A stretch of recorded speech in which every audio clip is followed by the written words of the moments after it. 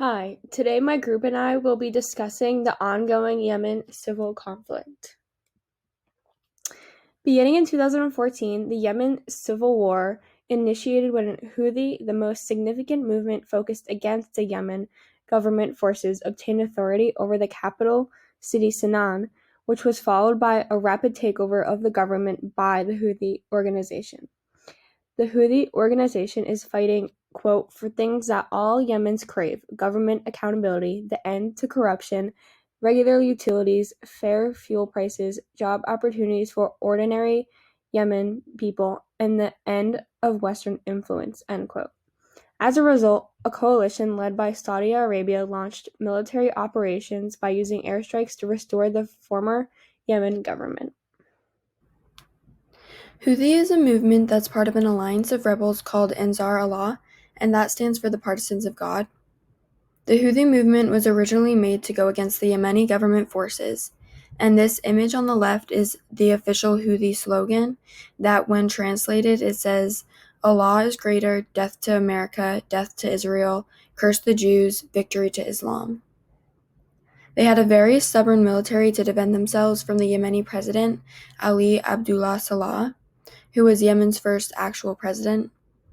And then in 2012, Abdrabbuh Mansour Hadi took over the presidency and became Yemen's second ever president and has been the president ever since.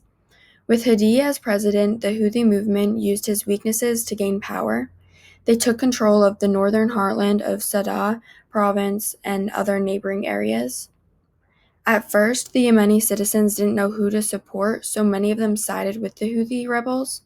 So they ended up taking full control of Sana'a, the capital of Yemen, by 2015 and pushed the Yemen government into exile. So currently, Yemen's president isn't even living in Yemen anymore because he's been pushed out to Saudi Arabia. Now, to recap what has gone on during the Yemen war so far, I'll go over a timeline of all the most impactful events. First, in 2011, lots of anti-government protests started to rise in Yemen. Eventually, there was a major bomb attack on President Saleh's compound, leaving him terribly injured and forcing him to retreat to Saudi Arabia for treatment and refuge. Saleh now stepped down as president, giving the position to Hadi. The next major event would be in 2014, when the Houthi rebels took control of Yemen's capital, Sana'a, and soon after, the Saudi-led airstrikes began. In 2015, former Yemen President Saleh announced his alliance to the Houthi rebels, but is then killed in 2017 by the rebels. How COVID-19 has affected the people of Yemen. The conditions in Yemen are so much worse than they were before COVID-19. Before COVID, the conditions were really bad to start off with. People had many diseases. They were suffering from starvation and poverty. But when COVID-19 came about, people really were more affected by that. Um, they the government didn't provide any help towards the people, like in the United States, where we got masks and we were quarantined. Like, the government was trying to help us to keep us safe. In Yemen, they didn't have that. Nobody wore masks. Nobody got to go to the doctor or to get checked or to get tests. There was no help for them at all. No hygienic efforts to help them and to enforce a law that can save their lives or help them get better. It just got worse, and more people were getting sick because nobody would try to prevent the spread of the disease. And they're used to diseases and things like that because that's how it is over there. Everyone has diseases because their government doesn't help them get it under control, and they don't have the resources to get it under control. So they kind of just suffered with it and didn't have any help, and they're still over there suffering. The armed conflict in Yemen has created the largest humanitarian crisis in the world. Since 2015, around 18,000 civilians have been killed, a quarter of them being women and children killed from airstrikes. The coalition has conducted many indiscriminate airstrikes, killing civilians and hitting civilian structures in violation of the laws of war. Houthi forces have used banned landmines, recruited children, and fired artillery into cities, killing and wounding civilians, and they have also launched missiles into Saudi Arabia on multiple occasions. In 2019, there was an airstrike led by the United Arab Emirates going against the Southern-led government in Yemen because they were trying to take back control of the port of Aden from their allies. This particular airstrike led to more than 300 deaths and dozens of injured civilians. The Saudi-led coalition was now put at risk as a result of this airstrike. Life before COVID-19 in Yemen. Before COVID-19, there were many outbreaks of different diseases in Yemen. For example, some of these diseases were cholera, diphtheria, measles, and dengue fever, and these were all reported in Yemen. Some of them were at the same time, some of them were at different times, and some of them are still lingering there now. Um, Cholera alone has affected nearly every Yemeni family in some way. There were almost 2 million suspected cases in 2016. Um, Cholera is a bacterial disease causing severe diarrhea and dehydration. It's usually spread through water. Cholera is fatal if not treated right away. Another disease that is in Yemen is diphtheria, and it is a serious infection in the nose and throat that can easily be prevented by a vaccine, but the Yemeni government um, will not help out the Yemeni people and will not provide for them and make sure that they're safe by providing them a vaccine. And they're also not, they don't have enough money for that. So they just are affected by these diseases and don't have any vaccines to prevent them. Um,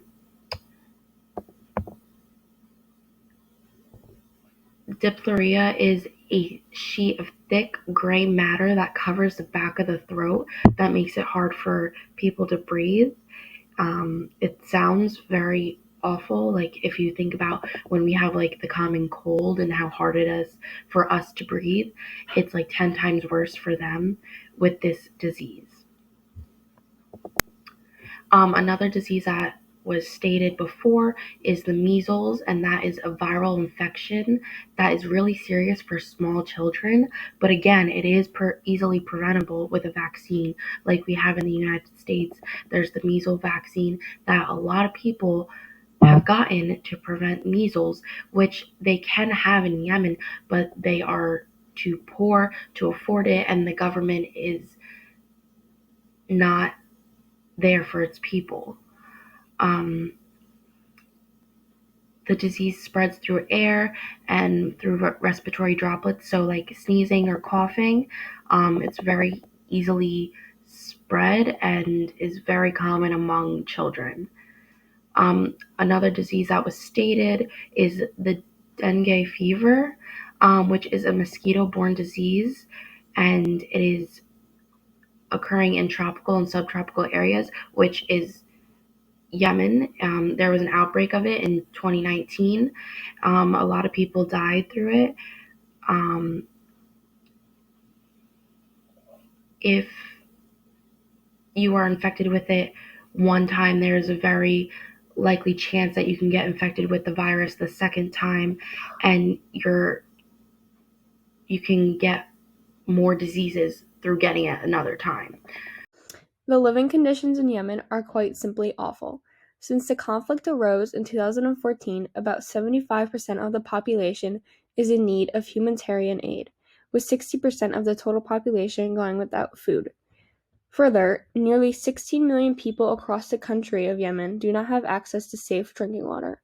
As a result, the economy in Yemen has shattered as food prices are rising with health and educational services collapsing. An example of the shattered living structures in Yemen is Aisha, a 10-year-old girl who has a job because her parents cannot get one.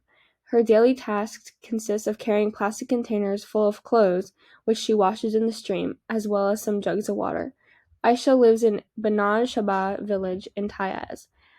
Consequently, Aisha and her siblings are unable to attend school because her family depends on her income. The family belongs to a marginalized community suffering from racial discrimination in Yemen. Without any source of income, they solely depend on begging and humanitarian assistance to survive. While it may not appear so, the United States has had a deep impact in relationship with Yemen. Within the United States, there have been several ongoing protests in favor of the United States ending the crisis in Yemen. These protests have been occurring for many years, as this war has been going on for many years also. Additionally, Secretary of State Michael Pompeo allotted nearly $225 million in emergency aid to the people of Yemen, who continue to face the world's greatest humanitarian crisis. This funding brings the total assistance provided by the United States government in Yemen since 2019 to more than $1.1 billion. This assistance, provided by the U.S. Agency for International Development, will fund the emergency food operation of the World Food Program in southern Yemen, as well as a reduced operation in northern Yemen, where Houthi obstruction forced the World Food Program to scale down in April 2020. This additional U.S. assistance will enable the World Food Program to continue reaching more than 8 million hungry people throughout the country each month. The United States remains extremely concerned by the Houthis' ongoing interference in aid operations, which prevents millions of people from receiving the assistance they need to survive.